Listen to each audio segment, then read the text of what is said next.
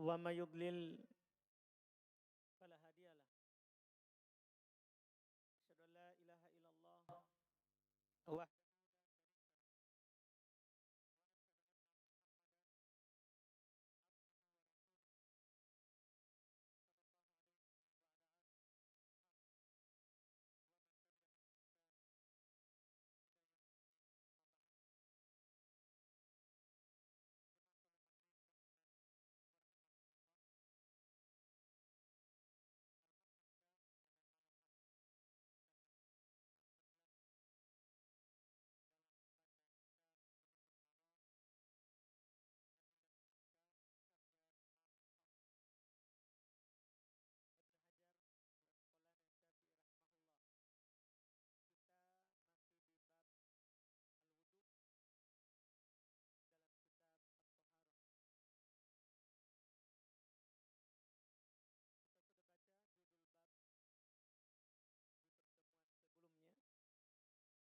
serta maknanya secara bahasa dan secara istilah, dan kita juga telah menyampaikan keutamaan dari berwudu. Penulis tidak menyebutkan hadis tentang keutamaan karena belum hanya mengumpulkan hadis tentang ahkam, hukumnya. Bukan kitabul fadail, bukan kitab yang membahas tentang keutamaan. Tapi ini sesuai dengan judul Bulughul Maram min Adillatil Ahkam. Dari dalil-dalil hukum. Kita baca hadis pertama yang beliau sebutkan dalam babul wudu. Dan babul wudu ini bab keempat yang beliau sebutkan dalam kitabut Thaharah. Hadis pertama, hadis nomor 32. Kata beliau rahimahullah, an Abi Hurairah radhiyallahu taala anhu qala an Rasulillah sallallahu alaihi wa alihi wasallam qala laula an asyqa ala ummati la amartuhum bis-siwak ma'a kulli wudu. Akhrajahu Malik wa Ahmad wa Nasa'i wa sahahahu Ibnu Khuzaimah.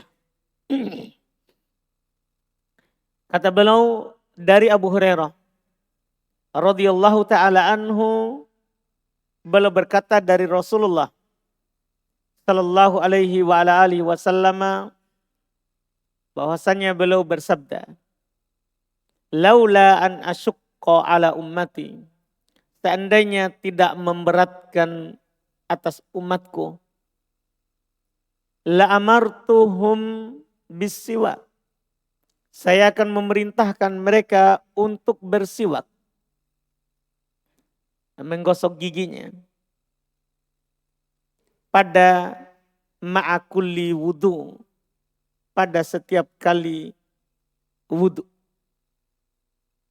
Hadits ini dikeluarkan oleh Imam Malik, kata beliau, Ahmad, An-Nasa'i. Oleh Ibnu Khuzaimah menilai sebagai hadits yang sahih. Hadits ini disebutkan pertama oleh beliau dalam wudu, karena sebelum berwudu ada namanya sunan al-wudu, sunnah-sunnahnya dalam berwudu. Di antaranya bersiwak, membersihkan mulut. Sumber hadits ini diriwayatkan oleh Imam Malik dalam kitab Al-Muwatta nomor 454. Ada Imam Ahmad di jilid 2 nomor 460. Imam An-Nasa'i nomor 3043. Ibnu Khuzaimah nomor 140. Adapun derajat hadits sahih. Hadits ini adalah hadits yang sahih. Disahihkan oleh Imam Al-Bukhari. Belum meriwayatkan dalam sahihnya tapi tanpa sanad. Iya, makanya kita tidak bilang riwayat Imam Al-Bukhari. Karena yang kita sandarkan kepada Imam Al-Bukhari adalah yang beliau bawakan dengan sanad. Adapun hadits ini beliau bawakan tanpa sanad dalam sahihnya sehingga tidak ada nomornya. Biasa beliau bawakan sebagai pendukung bab. Ya, pendukung dari judul bab yang beliau sebutkan sebagai fikihnya. Dalam kitab Siyam dan disahihkan juga oleh Ibnu Khuzaimah seperti yang dikatakan oleh Al-Hafidz Ibnu Hajar. Adapun fikihnya, ya fikih dari hadits. Kenapa beliau bawakan hadits ini? Pertama, tentunya beliau ingin menyampaikan kepada kita sunnahnya bersiwak dan membersihkan mulut ketika hendak berwudu. Ya. Ini jelas dalam hadis yang dikatakan oleh Nabi sallallahu alaihi wasallam, "Laula an asyqa ala ummati la amartuhum bis-siwak ma'a kulli wudu." Seandainya tidak memberatkan umatku, saya akan memerintahkan. Jadi kalau tidak memberatkan akan diperintahkan. Artinya akan wajib. Iya, tapi kan ini memberatkan kalau setiap wudhu harus gosok gigi. Bersihkan mulut. Ini memberatkan. Karena tidak setiap keadaan kita membawa alat untuk membersihkan mulut kita. Tapi ini yang digugurkan hanya wajibnya. Yang digugurkan, sunnahnya masih tetap. Iya. Setiap kita mau berwudu sunnah. Kita membersihkan mulut kita dengan alat apapun. Saya sengaja tidak sebutkan alatnya karena bersiwak itu bukan maknanya membersihkan mulut dengan kayu siwak. Bukan itu yang dipahami. Tapi bersiwak artinya al-fi'il. Perbuatan. Bukan alat siwak yang disebutkan di hadits ini. Tapi perbuatan bersiwak. Perbuatan membersihkan mulut. Jadi bukan yang diinginkan dengan alat tentunya. Otomatis kayu siwak masuk secara pasti. Hanya saja membatasi membersihkan mulut sunnah dengan kayu siwak ini terlalu sempit. Yang diinginkan di sini adalah makna yang lebih umum, yaitu al-fi'il, perbuatan. Melakukan yang namanya membersihkan mulut. Setiap kali mau berwudu. Ini hukumnya sunnah dengan alat apapun. Apakah dengan kayu siwak atau dengan sekarang yang banyak kita pakai, yaitu sikat gigi. Ya. Apakah pakai pasta gigi atau tidak? Karena kita tidak masuk dalam membahas pasta giginya. Tapi membersihkan mulut. Bahkan walaupun itu pakai cairan. Kita minum misalnya cairan penyegar mulut. Ya. Kita tidak sebutkan merek nanti dibilang iklan. Iya. Jadi kita berkumur-kumur dengan cairan yang menghilangkan bau mulut. Itu juga masuk bersiwak. Jadi jangan anggap hanya pakai kayu siwak baru bersiwak. Seperti sebagian orang pemahamannya sempit. Dikira hadits ini adalah kayu siwak karena disebutkan kata siwak. Enggak. Di sini enggak disebutkan kayu siwak tapi bis siwak. Maknanya bersiwak. Membersihkan mulut. Ini sunnahnya. Bahkan kata para ulama, kalau dia bersihkan mulutnya dengan ujung imamanya. Tahu ujung imamanya? Ujung imamanya dia bersihkan mulutnya. Atau dia bersihkan mulutnya dengan jarinya yang kasar. Misalnya dia punya jari bergerigi. Iya, dia bersihkan mulutnya. Itu sudah dianggap apa? Bersiwak. Jadi saat dia berwudu, dia masukkan air, dia gosok-gosok pakai jarinya. Itu juga sudah dianggap bersiwak. Sudah masuk dalam keutamaan bersiwak. Karena Nabi Shallallahu Alaihi Wasallam menyebutkan inti daripada siwak itu adalah matharatun lil fam, membersihkan mulut. Itu inti daripada bersiwak.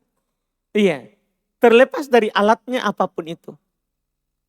Jelas dia adalah membersihkan mulut. Iya. Ini faedah pertama dan ini hukumnya sunnah. Artinya kalau kita tidak bersiwak, tidak berdosa. Kalau kita tidak bersiwak, kita tidak berdosa. Hukumnya sunnah. Kemudian faedah kedua, bersiwak tempatnya adalah sebelum berwudu. Ini kalau sunnah ketika berwudu. Kan ada sunnah bersiwak ketika berwudu, ada juga sunnah siwak nanti ketika sholat. Nanti kita akan sebutkan sebagai faedah sebentar. Tapi kita tidak mau keluar dulu dari yang belum mau singgung. Adapun faedah lain itu hanya tambahan sebentar. Karena kita dalam faedah fikih hadits tidak keluar dari apa yang mau beliau singgung di hadits ini. Jadi tempatnya kita bersiwak itu sebelum berwudu. Karena Nabi jelas mengatakan dalam hadits ma'akulli wudu. Ya. Bersama setiap kali mau berwudu. Di sebagian lafaz pakai kata indah. Indah kulli wudu, di sisi berwudu. Itu setiap kali mau berwudu sunnah. Kita bersiwak. Iya. Dan faedah yang ketiga dan inilah memang tujuan beliau bawakan hadits ini. Bersiwak termasuk sunnah-sunnah sebelum berwudu. Ini tujuannya. Kenapa sebelum hadits setelahnya, hadits Utsman, Humran, Maula Utsman itu. Tentang berwudu dari mencuci kedua telapak tangan sampai mencuci kaki. Disebutkan dulu itu satu hadits tentang siwak. Ya artinya beliau ingin mengatakan kepada kita termasuk sunnah sebelum berwudu kita bersiwak. Kita bersiwak. Ini adalah 3 hal penting yang beliau ingin singgung di hadits yang ada di hadapan kita. Kemudian sebagai faedah dan kita tidak sebutkan di sini di buku ini karena ini hanya catatan terhadap apa yang beliau inginkan dari hadits. Para ulama kita menyebutkan juga ya beberapa tempat yang disunahkan bersiwak, membersihkan mulut. Tadi itu satu, ketika mau berwudu. Yang kedua, ketika mau sholat. Ketika kita mau sholat. Ini haditsnya ya dari Nabi Shallallahu Alaihi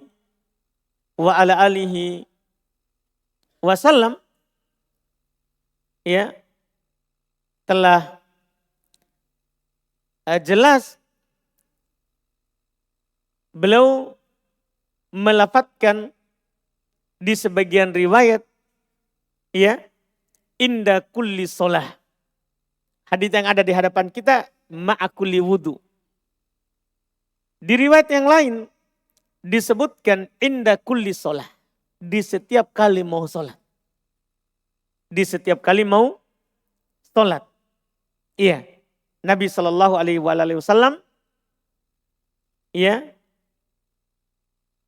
bersiwak di setiap kali mau sholat. Dan lafaz inda kulli sholah itu ya adalah lafaz yang lebih sahih daripada lafaz inda kulli wudu. Ya, daripada lafaz inda kulli wudu. Kenapa saya bilang begitu? Karena lafaz inda kulli sholah itu ada dalam riwayat Imam Al-Bukhari dan Imam Muslim, tapi penulis tidak sebutkan. Kenapa tidak sebutkan? Karena ini kan mau beliau jelaskan sebelum wudu, bukan sebelum sholat. Jadi sebenarnya lafaz setiap kali mau sholat itu lebih sahih daripada yang ada di hadapan kita ini. Kalau ini kan riwayat dari Abu Hurairah, ma'akuli wudu. Ada riwayat dari Abu Hurairah, riwayat Imam Al-Bukhari dan Imam Muslim. Imam Al-Bukhari meriwayatkannya pada nomor 887, Imam Muslim meriwayatkannya pada nomor 252. Katanya Abu Hurairah berkata, Nabi SAW bersabda, laula an asyukku ala ummati, la amartuhum bisiwak inda kulli sholah. Ini lafaz Bukhari Muslim. Inda kulli sholah. Seandainya tidak memberatkan umatku, maka saya akan memerintahkan mereka bersiwak di setiap kali mau sholat. Ini yang disebutkan. Hadits yang lebih sahih. Dan ini dianggap sebagai tempat yang kedua. Yang disunahkan seorang itu bersiwak. Ketika mau sholat, misalnya orang tidak batal wudunya.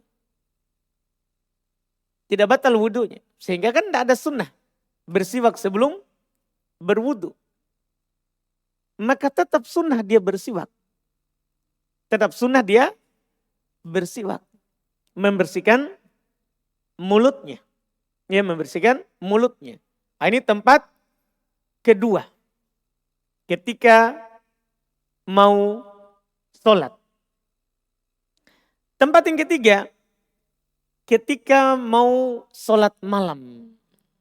Ketika mau sholat malam. Ini juga disunahkan seorang untuk bersiwak. Kalau dia bangun malam, mau sholat tahajud, maka sunnah dia bersiwak.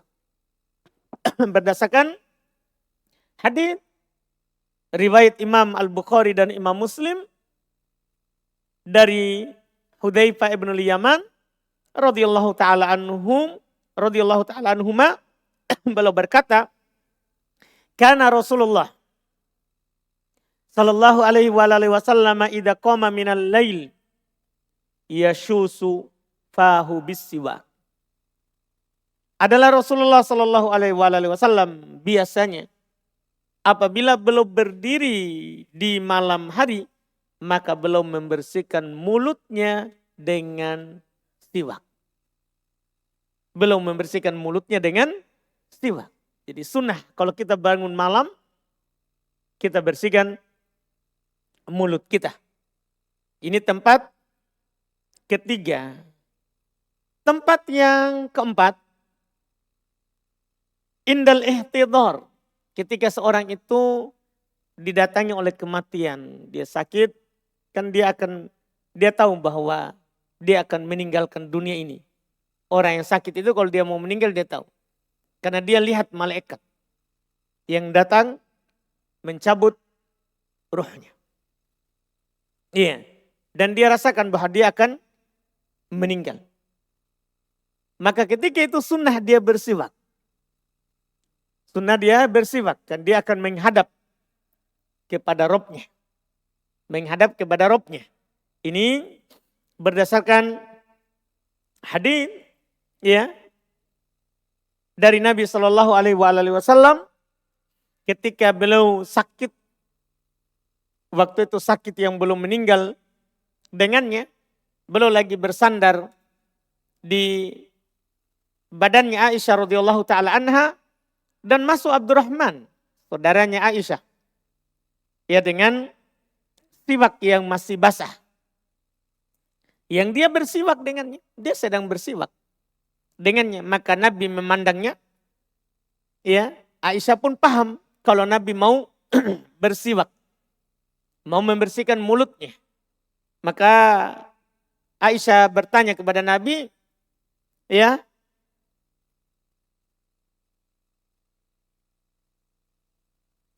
apakah beliau ambilkan siwak itu? Maka beliau mengisyaratkan dengan kepalanya, yaitu iya. Maka Aisyah pun mengambilnya dan memberikannya kepada Nabi SAW. Maka Nabi pun bersiwak. Ini hadits Aisyah, riwayat Bukhari, Muslim juga. Riwayat Imam Al-Bukhari dan Imam Muslim. Iya. Ini salah satu tempat. Disunnahkan untuk bersiwak. Sudah berapa tempat itu? 4. Tempat kelima. Ketika ingin membaca Al-Quran. Ya, ini semua kalau tidak takut panjang di catatan kita akan tambahkan.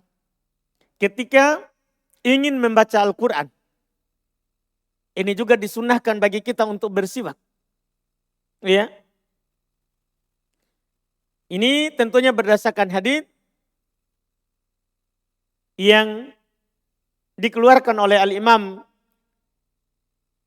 Al-Baihaqi dari Ali bin Abi Thalib radhiyallahu taala anhu. Beliau berkata, Umir Nabi Siwak. Iya. Kami diperintahkan untuk bersiwak. Yaitu diperintahkan oleh Nabi SAW. Waqala dan Nabi bersabda, Innal abda idha qoma yusalli. Sesungguhnya seorang hamba kalau dia berdiri sholat, atahul malak. Maka dia akan didatangi oleh malaikat. Ini juga alasan nanti kenapa kita bersiwak, membersihkan mulut kita sebelum kita sholat. Iya. Apakah itu ketika wudhu atau ketika mau sholat. Jadi kata Nabi sungguh hamba, seorang hamba apabila dia berdiri mau sholat, malaikat akan mendatanginya. Faqama khalfah. Maka dia akan berdiri di belakangnya. Yastami'ul Qur'an. Mendengarkan Al-Quran. Ini sisinya. Walaupun nanti tidak sholat, kalau kita baca Al-Quran, malaikat akan mendekat. Dia akan mendengarkan Al-Quran. Wa yadnu, dan dia akan mendekat. Fala yazalu yastami'u. Terus dia mendengarkan bacaan Al-Quran itu. Wa yadnu, dan mendekat. Hatta yad'u fahu ala fi. Sampai diletakkan mulutnya ke mulut pembaca. Bayangkan malaikat mendekat terus sampai meletakkan mulutnya ke mulut pembaca Quran. Iya. Maka kata Nabi, fala yaqra'u ayatan illa kanat fi jawfil malak. Maka tidaklah seorang itu membaca ayat kecuali langsung masuk di dalam tenggorokannya si malaikat. Iya. Apa kita tidak malu kalau mulut kita bau? Iya. Ini kalau mau baca Quran, bersihkan mulutnya.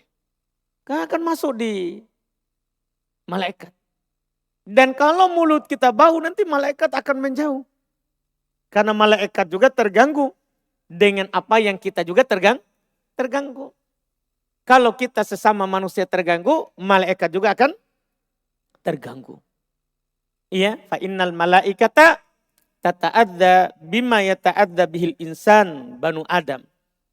Sesungguhnya malaikat itu akan terganggu dengan apa yang manusia, anak Adam terganggu dengannya. Jadi kalau anak Adam ya terganggu dengan bau mulut kita, ya maka malaikat juga akan terganggu. Sebagaimana juga kalau anak Adam terganggu dengan bau badan kita kalau lagi sholat, ya malaikat juga akan terganggu. Ini disebutkan oleh para ulama sebagai tempat dianjurkan untuk membersihkan mulut. Untuk membersihkan mulut. Itu ke berapa? Kelima ya. Keenam, ketika masuk rumah. Kalau kita mau masuk rumah, apalagi kita laki-laki, istri kita menanti di dalam rumah. Kita mau pulang ke rumah. Disunahkan sebelum pulang, bersihkan mulutnya. Iya, jangan sampai banyak bau dari luar. Apalagi yang merokok. Iya. Atau ya pokoknya dari luar. Karena Nabi SAW,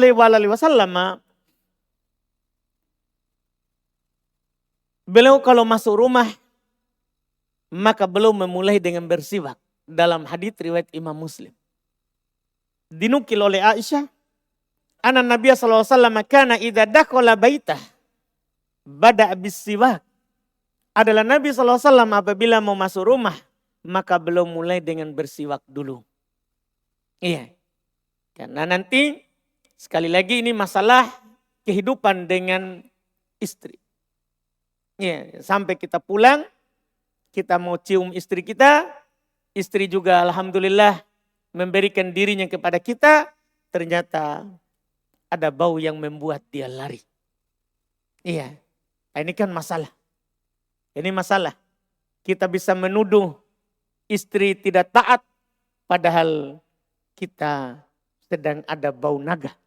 Itu kan masalah. Iya, masalah dalam hidup keluarga. Makanya inilah sunnah Nabi.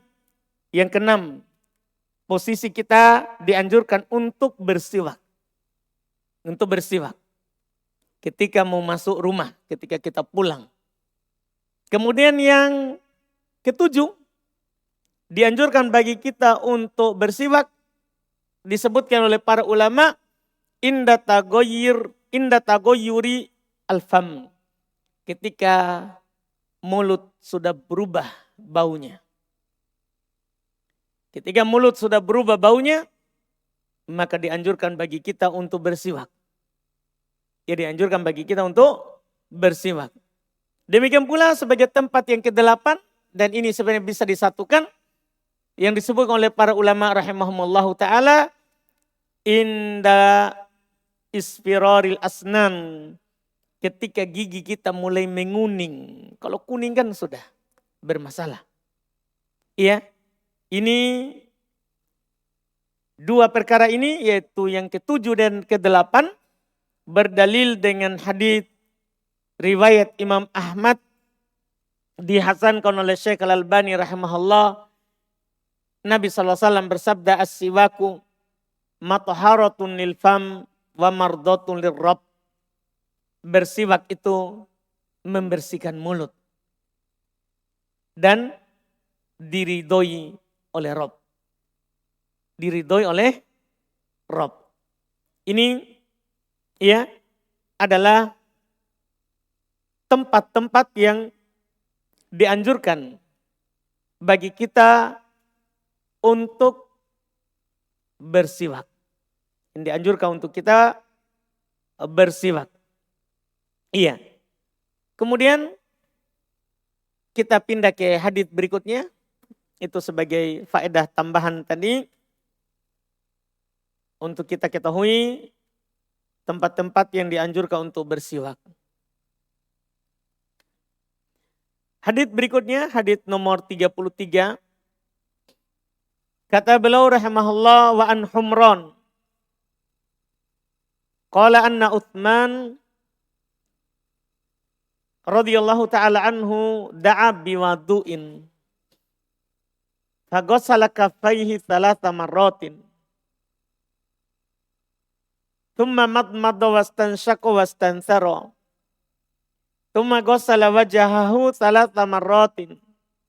Thumma ghassala yadahu al-yumna ilal mirfaqi thalatha marratin. Thumma al-yusra mitla dhalik. Thumma masaha bi ra'sihi. Thumma ghassala rijlahul yumna ilal ka'baini thalath marratin. Thumma al-yusra mitla dhalik. Thumma qala ra'aitu Rasulullah sallallahu alaihi wasallam tawadda'a nahwa wudu'i hada. Muttafaqun alaih. Ini sesuai dengan babnya, bab tentang wudu. Iya. Dan ini adalah hadis yang paling lengkap dalam menyebutkan sifat wudu Nabi dari awal sampai akhir. Kata beliau dari Humran, dia berkata bahwa Utsman radhiyallahu anhu da'a biwadu'in, meminta air wudu, wadu air wudu, wudu berwudu. Jadi beda harokat, beda arti. Kalau dibilang biwudu, berarti dia meminta berwudu. Tapi kalau wadu, air untuk berwudu. Kalau di fathah itu bermakna alat, kalau di dhammah itu bermakna perbuatan, al-fi'l. Jadi kalau dibaca wudu, seperti tadi judul bab. Ya judul bab, babul wudu. Demikian pula hadis tentang siwak, ma'akulli wudu. Jadi kalau di dhammah seperti itu maknanya berwudu. Berwudu, mencuci tangan sampai kaki. Itu namanya wudu. Nah sekarang dalam hadis ini harokannya beda. Da'a biwadu. Kalau orang tidak tahu maknanya tentunya dia akan baca juga da'a biwudu. Tentunya itu salah.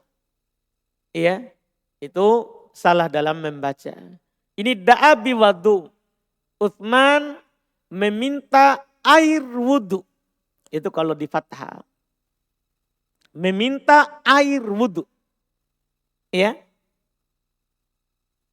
Maka tentunya diberikan tapi langsung singkat dikatakan faghasala kaffai. Maka ia mencuci kedua telapak tangannya. Thalatha marrat 3 kali. Tsumma madmada wastansyaqa wastansara. Kemudian dia berkumur-kumur dan memasukkan air ke hidung serta mengeluarkannya. Tsumma ghassala wajahahu thalatha marratin. Kemudian mencuci wajahnya 3 kali. Tsumma ghassala yadahul yumna ilal mirfaqi thalatha marratin. Kemudian mencuci tangan kanannya sampai ke siku 3 kali. Tsummal yusra mithla dzalik, kemudian yang kiri seperti itu juga. Itu sama dengan yang kanan 3 kali sampai ke siku. Tsumma masaha bi ra'sih. Kemudian belum mengusap kepalanya. Kemudian mengusap kepalanya. Tsumma ghassala rijlahul yumna ilal ka'baini thalatha marratin. Kemudian mencuci kakinya yang kanan sampai ke mata kaki 3 kali.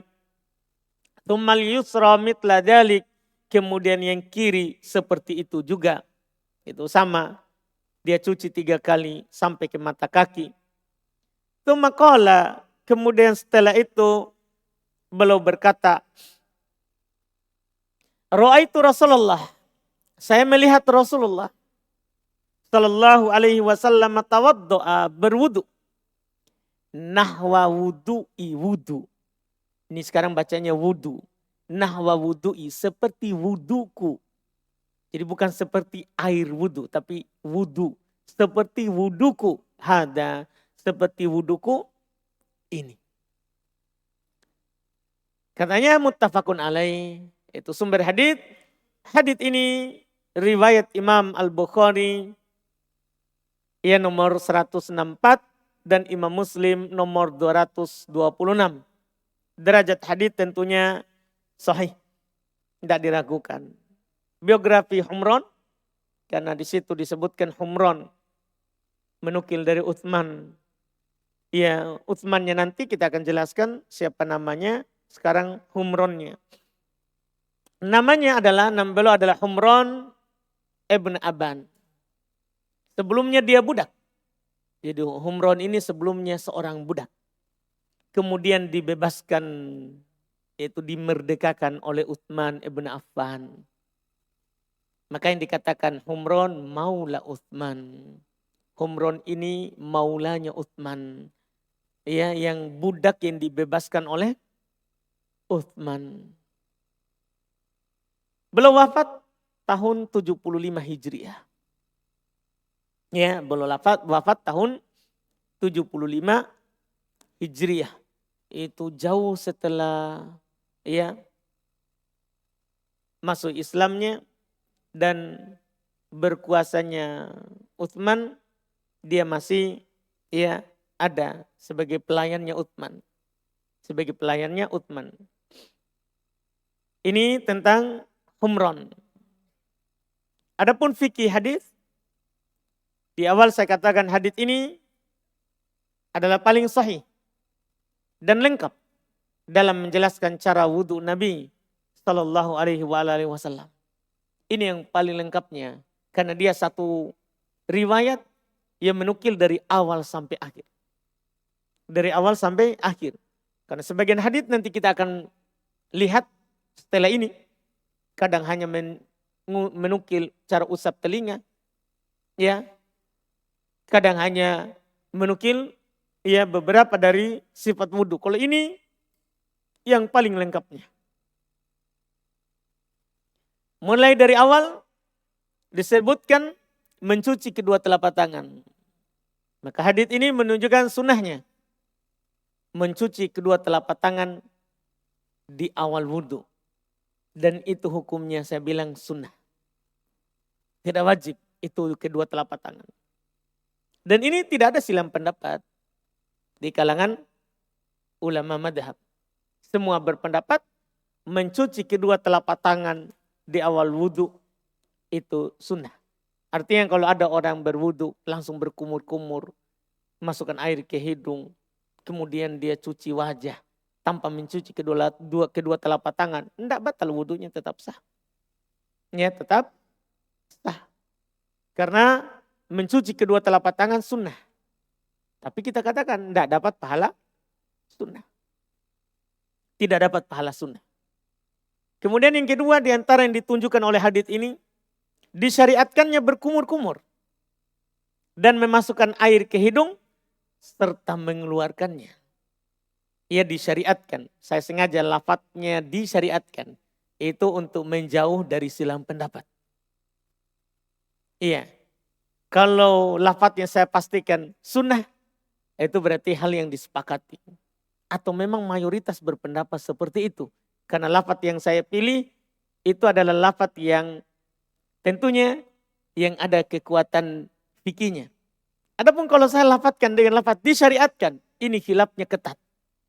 Karena berkumur-kumur, memasukkan air ke hidung dan mengeluarkannya, ini ada 4 pendapat di kalangan para ulama madhab. Sehingga untuk keluar, karena semuanya sebenarnya bersepakat bahwa disyariatkan. Cuman mereka berselisih, apakah sunnah atau wajib. Iya, ada juga merinci sunnah, iya, di wudhu, wajib, di mandi suci dari hadas besar, macam-macam. Ada 4 pendapat. Jelas untuk keluar dari silang pendapat, apapun pendapat yang antum pilih, mau antum katakan wajib, dan itu nanti kita akan katakan itu menunjukkan itu yang kuat, tapi nanti kalau ada hadits, lafadznya perintah. Akan datang nanti insya Allah. Yang penting di sini adalah, karena semua lafadz di hadits ini mengisyaratkan perbuatan. Jadi dia meminta air wudhu. Dia mencuci kedua telapak tangan. Kemudian berkumur-kumur dan memasukkan air ke hidung. Kemudian mencuci wajah. Kemudian mengusap, mencuci tangan sampai ke siku. Kemudian mengusap kepala. Kemudian mencuci kaki. Itu semua dinukil perbuatan. Ketika lafadznya berupa perbuatan, susah kita bilang wajib atau rukun. Makanya nanti hukum tambahannya ketika penulis sudah sebutkan lafadz perintah.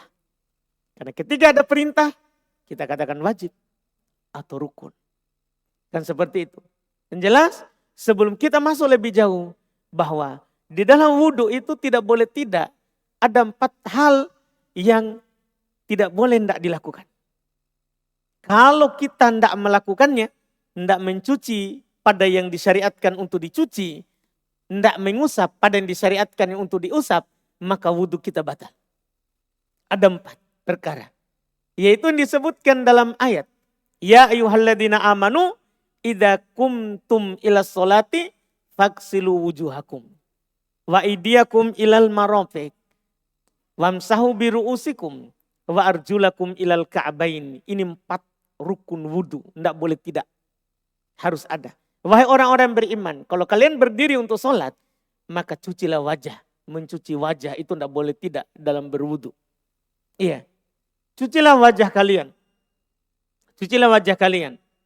Dan setelah itu, tangan sampai ke siku. Usaplah kepala kalian. Cuci kaki. Ini 4. 4 ini tidak boleh tidak dalam berwudhu. Harus ada. Ini disebutkan di Quran. 4 ini. Adapun selain itu, selain 4 tadi, itu berputar antara wajib dan sunnah. bukan rukun. Wajib artinya berdosa tapi wudhu sah. Sunnah artinya kalau ditinggalkan tidak berdosa, wudhu tetap sah tapi tidak dapat pahala sunnah. Iya, kan itu dalam berwudhu. Sekarang kita sebutkan disyariatkan berkumur-kumur dan memasukkan air ke hidung serta mengeluarkannya, disyariatkan. Nanti akan datang lafadznya. Kemudian ketiga, wajibnya mencuci wajah. Nah, ini kita ambil di hadits sekaligus kita ambil di ayat tadi yang saya sebutkan. Kemudian wajibnya mencuci kedua tangan. Bukan telapak tangan ya, kalau itu tadi yang di awal. Ini juga wajibnya mencuci kedua tangan. Sampai ke siku. Yang sampai ke siku. Kemudian wajibnya mengusap kepala. Ini baru semua seperti itu. Cara mengusapnya belum. Nanti datang haditsnya baru kita akan singgung. Baru kita akan menyinggungnya. Sini wajibnya mengusap kepala. Kemudian wajibnya mencuci kedua kaki. Ini faedah ya, nomor 3, 4, 5, 6 itu 4 tadi. Ya. Ya faedah ini tadi nomor 3 mencuci wajah, nomor 4 mencuci kedua tangan, nomor 5 mengusap kepala, nomor 6 wajibnya mencuci kedua kaki. Ini yang disebutkan di ayat tadi. Tidak boleh tidak, harus ada dalam berwudu. Kemudian faedah yang ke-7 yang ada dalam hadis tadi, ya, sunnahnya mencuci anggota wudu 3 kali. Kecuali kepala 1 kali. Sebagaimana akan datang. Akan datang nanti pembahasan cara mengusap kepala. Iya. Tapi kalau kita bertanya dari mana hadis ini terdapat sunnah mencuci anggota wudu 3 kali kecuali kepala 1 kali. Itu di lafadz hadis. Kalau kita perhatikan itu disebut serba 3. Iya. Telapak tangan 3 kali. Berkumur-kumur. Memasukkan air ke hidung. Mengeluarkannya dan mencuci wajah 3 kali. Mencuci tangan kanan sampai ke siku 3 kali. Kemudian kiri seperti itu. Mengusap kepala, tidak ada angkanya. Kan cuma dikatakan, "Tsumma masaha birosihi." Ini coba kita bisa ya perhatikan. Ya coba kita bisa perhatikan lafadz yang menyebutkan angka 3 ini. Angka 3.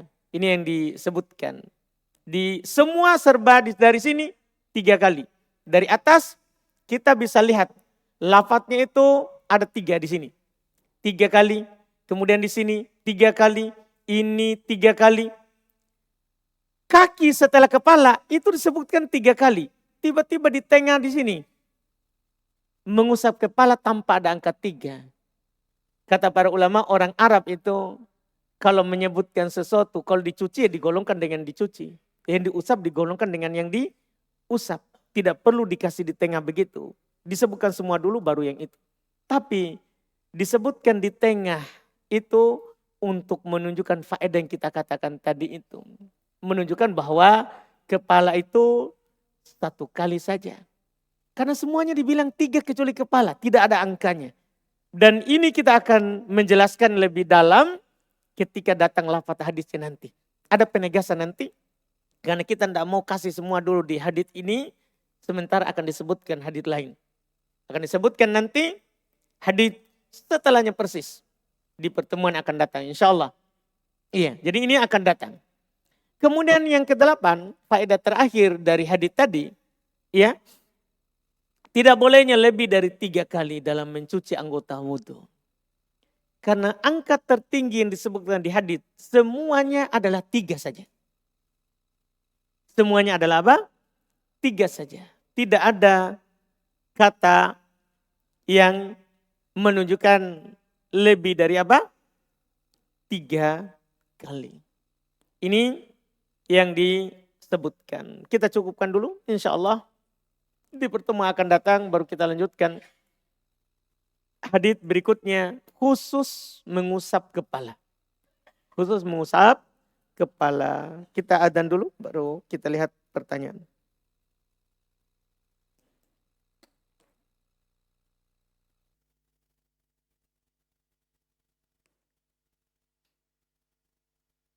Apakah benar mencuci kedua telapak tangan menjadi wajib jika seorang baru bangun tidur dan ingin berwudu? Nanti akan datang.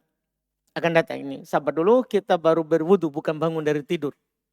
Iya, sabar dulu sedikit. Pelan-pelan kita akan sampaikan sesuai dengan hadits. Kan tidak enak, semua disampaikan di hadits pertama. Apa gunanya hadits berikutnya? Jadi kita libur. Iya, kita ikuti alurnya penulis. Ya, saya pahami yang diinginkan oleh penanya, karena penanya tidak tahu hadis setelahnya. Penanya tidak tahu hadis setelahnya. Makanya penasarannya ditanyakan memang sekarang. Tapi kan kita ini tahu hadis setelahnya. Sehingga ya kita sampaikan sesuai dengan hadis yang disampaikan oleh penulis. Misalnya kadang di hadis ada disinggung masalah makanan. Kita tidak sampaikan karena nanti ada babnya terkait dengan makanan. Iya, misalnya ini di kitab Thaharah tentang sholat, kita tidak menceritakan sholatnya. Fokus pada ya pembahasan yang mau disinggung oleh penulis. Jadi harap bersabar supaya juga kita banyak pahala sering datang majelis. Iya, kan nanti kalau disampaikan semua tidak penasaran. Pekan depan, aman nih, tidak usah hadir. Iya, bosan sama Ustaz. Iya, jadi supaya kita hadir terus, punya banyak ibadah, punya banyak pahala, kita sampaikan sesuai dengan ya urutan yang diinginkan oleh penulis. Bagaimana jika nenek pernah melakukan kesyirikan dan belum bertobat?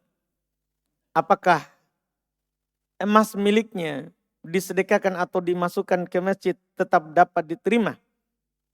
Dan apakah ia dapat menyelamatkan setiap perbuatan baik yang dilakukan anaknya? Atau emas tersebut disedekahkan tanpa atas nama apapun? Kita sedekahkan saja. Masalah pernah melakukan syirik itu kita sudah tegakkan hujah atau belum? Kita sudah sampaikan enggak? Ya, kepada orang tua kita, nenek kita tadi. Kalau itu adalah syirik. Siapa tahu dia tidak tahu kalau itu syirik. Dia hanya ikut apa kata orang. Sebelumnya atau melihat orang melakukannya, dia juga ikut melakukan walaupun itu bahaya. Makanya tetap kita harapkan kebaikan untuknya, bersedekah saja. Kan kalau dia tidak dapat, kita yang dapat. Karena kita yang bersedekah. Kita yang bersedekah. Lakukan saja dulu kebaikan. Siapa tahu nenek kita juga pas meninggal, dia bertobat. Dia mengucapkan la ilaha illallah dengan ikhlas, kan tidak ada masalah dengan sebelumnya. Iya, tidak perlu tentunya kita bersandar dengan apa yang dilakukan sebelumnya. Kita tidak tahu ya apakah dia bertobat atau tidak.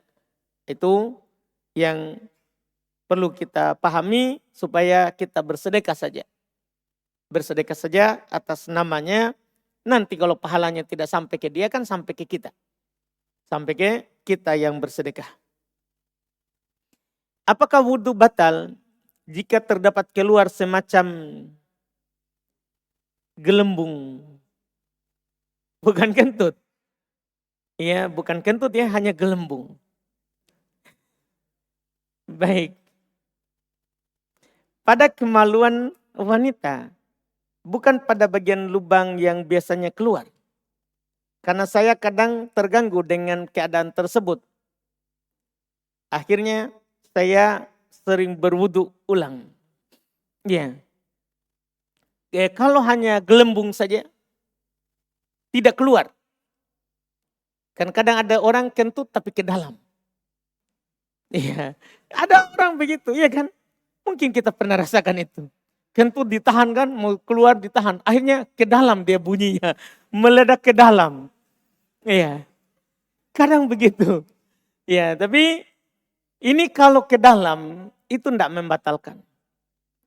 Tidak membatalkan. Tapi kalau keluar, mau gelembung atau apapun, kalau keluar membatalkan. Membatalkan. Cuman khusus terhadap penanya ini, karena ini adalah keluar di tempat yang tidak biasa keluar kentut. Itu lewat jalur depan. Itu biasanya didapatkan oleh perempuan yang hamil atau perempuan yang sedang sudah melahirkan. Hamil itu apalagi sudah hamil besar, tertutup lubang belakang atau menyempit. Sehingga membuat itu kentutnya mengalir lewat depan. Maka ini hukum penting untuk ditahu bahwa hal tersebut ketika itu bukan yang biasa atau itu karena penyakit, maka cukup berwudu setiap kali sholat saja. Kalau setelahnya keluar gelembung itu yang bukan kentut tadi, tidak membatalkan wudu. Karena itu penyakit. Karena itu adalah penyakit. Cukup berwudu setiap kali mau sholat. Cukup berwudu setiap kali mau sholat. Ini bagi orang yang disebutkan dalam pertanyaan wallahualam. Bagaimana hukum payment DP? Jika batal maka hangus uang DP tersebut. Iya, ini kan jual beli urban yang disebutkan. Kalau kita pesan barang maka kita kasih tanda jadi, begitu yang dimaksudkan ya. Tanda jadi atau bagaimana itu DP-nya? Tanda keseriusan. Kalau itu yang dimaksud, tidak masalah. Tidak masalah dengan hal tersebut. Kalau tidak jadi, hangus. Kalau tidak jadi, hangus. Tidak mengapa.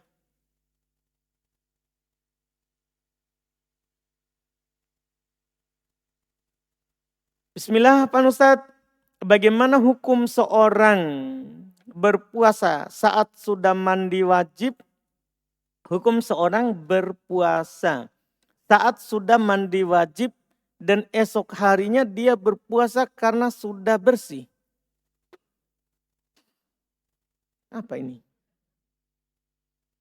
Namun qadarullah sehari kemudian darahnya tiba-tiba keluar lagi.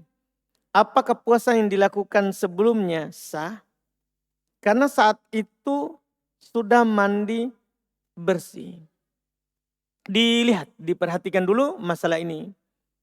Apakah tadi dia mandi bersih setelah keluar tanda sucinya?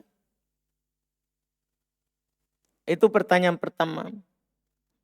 Pertanyaan kedua, apakah keluar kembali darahnya itu sudah melewati kebiasaan haidnya? Kemudian pertanyaan yang ketiga, apakah memang dia perempuan yang tidak teratur haidnya? Dalam artian dia adalah seorang perempuan yang haidnya itu kadang keluar, putus, keluar, putus. Itu semua perlu ditahu. Kalau dia keluar setelah tanda suci keluar, maka setelahnya bukan darah haid. Sah puasanya. Iya, dan kalau dia pun berpuasa saat keluar darahnya tidak ada masalah. Terus kalau dia keluar, ya darah tersebut, ya di masa dia haid, tadi dia kering, hanya kering saja tempat keluar, bukan karena dia sudah suci. Iya, tapi darah itu masih keluar di masa dia haid, maka ini dianggap haid. Kemudian kalau dia seorang perempuan yang haidnya itu tidak teratur, keluar kemudian bersih lagi, baru nanti keluar lagi besoknya, keluar bersih lagi. Kalau dia perempuan yang seperti itu maka saat dia bersih dianggap suci, saat keluar darahnya dianggap haid, maka juga ini sah puasanya. Jadi tergantung keadaan kita itu bagaimana. Keadaan kita ini bagaimana. Iya, ini akhwat berarti yang bertanya. Akhwat atau ikhwan? Ini penanya di sini atau di atas? Mengaku saja. Saya mau kasih hadiah buku darah. Supaya kita paham. Karena saya juga sebutkan. Pertanyaan di akhwat? Di akhwat Ustadz. Dari mana kita tahu?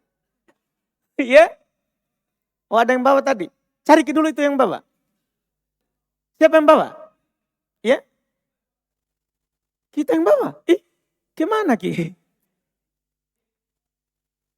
Oh baik, baik. Kita mau ini yang titip buku. Kasih dulu buku darah. Nabil.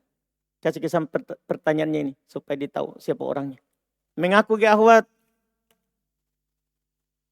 Alhamdulillah. Berarti dititip ke kita deh. Baik, jazakallah khair. Masya.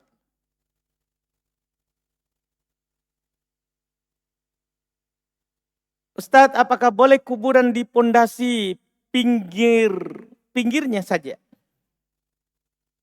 Karena saya sudah melarang kuburan nenek saya untuk dipondasi. Tapi mereka ngotot untuk pondasi.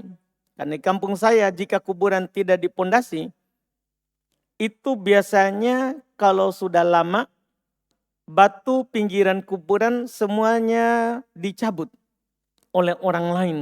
Dan diganti dengan kuburan lain. Jika tidak boleh dipondasi, apakah boleh mengelilingi kuburan dengan pagar besi, Ustaz? Masya Allah. Jika masih tidak bisa, paksana ini. Jika masih tidak bisa, apakah boleh dalam syariat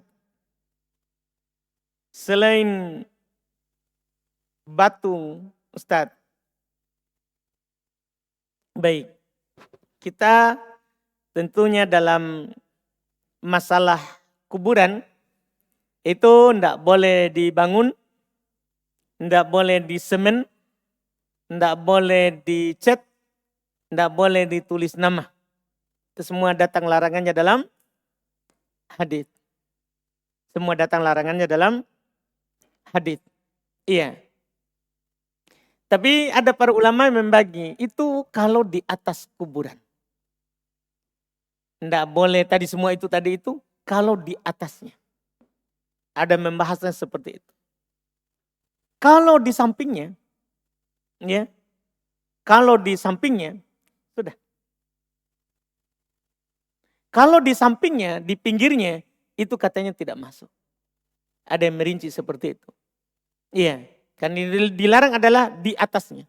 Kalau untuk menopang pinggirnya, katanya diringankan. Sebagian ulama membahasnya seperti itu. Tapi siapa yang mau hati-hati, kalau tidak dilakukan semua itu maksudnya tidak dicat, tidak disemen, tidak dibeton, tidak di ini, itu lebih bagus. Lebih bagus, lebih keluar dari silang pendapat itu masalah yang di pinggirnya. Masalah yang di pinggirnya. Iya. Kemudian masalah yang disebutkan di tengah pertanyaan, itu akan roboh atau akan diambil, sebenarnya tidak ada masalah. Yang penting ditahu di situ kuburan. Kan yang diinginkan adalah ada tanda bahwa itu adalah kuburan. Boleh kasih tanda kuburan. Boleh. Iya, tapi tidak boleh ditulisi. Tidak boleh disemen, tidak boleh dicat begitu. Jadi kalau sudah ada tandanya itu sudah cukup. Masalah orang juga akan ambil batunya tidak ada masalah. Masalah akan dikuburkan juga orang di situ juga sebenarnya tidak ada juga masalah. Tidak ada juga masalah, cuman mungkin kita ya sudah beli itu kuburan.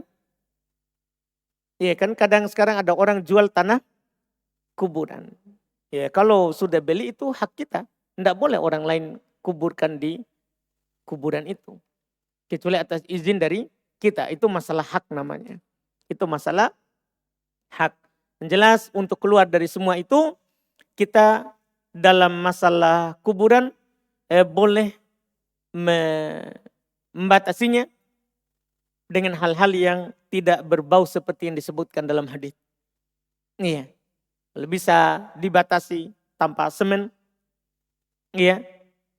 Tanpa ditulis, tanpa dicat. Itu bagus. Cuma itu tadi masalah yang disebutkan di pertanyaan, orang akan mengambil. Orang akan mengambil. Cuman kalau ada orang melakukan dengan pondasi dia semen misalnya di kampung dan kita sudah nasihati, kita tidak berdosa. Kita tidak berdosa.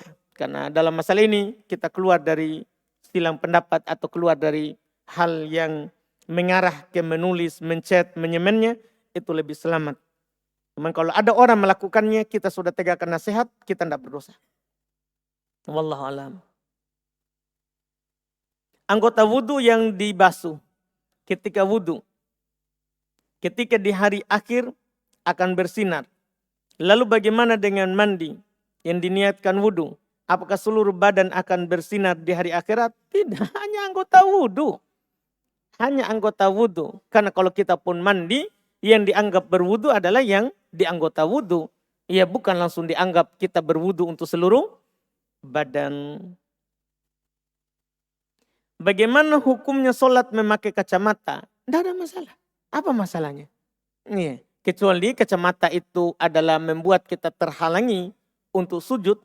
Karena kacamata tidak sampai hidung ketika sujud. Ya tidak boleh kita pakai. Tidak boleh kita pakai. Karena diperintahkan untuk sujud dengan jidat dan hidung. Ya, jadi kalau kacamata menghalangi, tidak boleh kita menggunakan kacamata dalam sholat, dalam sujud.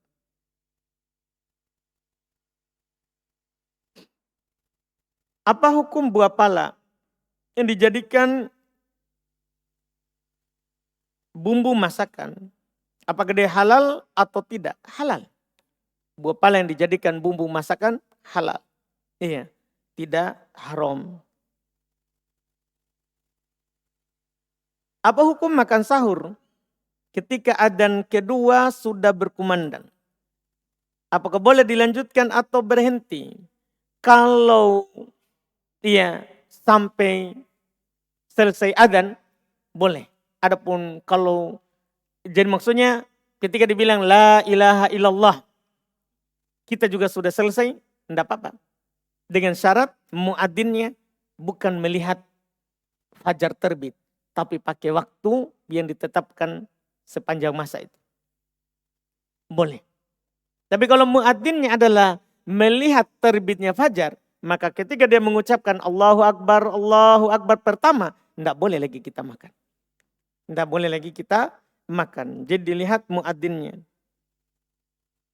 Nah, kalau sekarang kebanyakan muadzin kan lihat waktu, bukan lihat terbit fajar. Sehingga kalau dia adzan masih boleh makan kalau masih ada. Iya, tapi jangan kelewatan. Jangan sampai lewat. Apakah boleh seorang menggunakan permen sebagai pengharum mulut ketika sholat? Ataukah termasuk makanan yang dapat membatalkan sholat? Jadi maksudnya saat sholat masih ada tuh. Gimana ini? Siapa yang punya pertanyaan ini? Nah, mengaku gitu dulu. Kalau yang dimaksud saat sholat masih ada di mulut, batal sholat. Karena makan dalam sholat membatalkan sholat. Tapi kalau yang dimaksud adalah sebelum sholat dia makan, saat bertakbir dia langsung ambil, dia taruh di kantong. Misalnya begitu. Sah sholatnya tidak batal. Iya, tidak batal.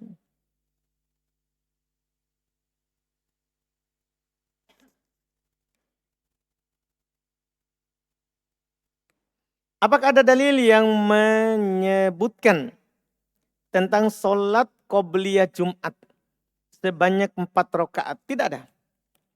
Tidak ada dalil yang menyebutkan bahwa sholat qobliyah Jumat. Bahkan tidak ada qobliyahnya Jumat. Yang ada sebelum Jumat adalah sholat sunnah mutlak. Iya, sholat sunnah mutlak kan disebutkan dalam hadits. Fasalla ma quddirolah. Maka dia sholat apa yang dia mampu. Tidak ada batasan 4 rakaat sampai keluar imam. Keluarnya khotib. Ya, dia sampai keluarnya khotib. Iya, tidak ada batasan 4. Yang ada batasan 4 itu setelah Jumat. Ya, setelah Jumat. Jadi ada sunnah ba'diyah Jumat. Tidak ada qobliyah.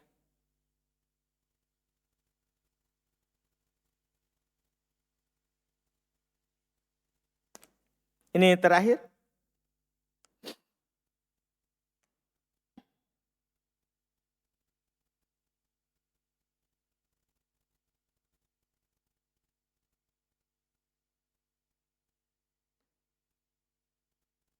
Tidak tahu. Ini pertanyaan tidak tahu. Di mana kita baca saja penjelasannya. Dia yang disebutkan. Kita cukupkan, alhamdulillah. Semoga bermanfaat. Insya Allah kita lanjut lagi di pertemuan akan datang. Masih panjang pembahasan wudhu. Kami harap teman-teman istiqomah sampai akhir bab wudhu ini. Bahkan kalau bisa sampai akhir kitab, alhamdulillah. Itu bagus karena banyak hal yang kita akan ketahui dalam ilmu fikih. Subhanakallahumma hamdik, asyhadu an la ilaha illa anta astaghfiruka wa atubu ilaik. Assalamualaikum warahmatullahi wabarakatuh.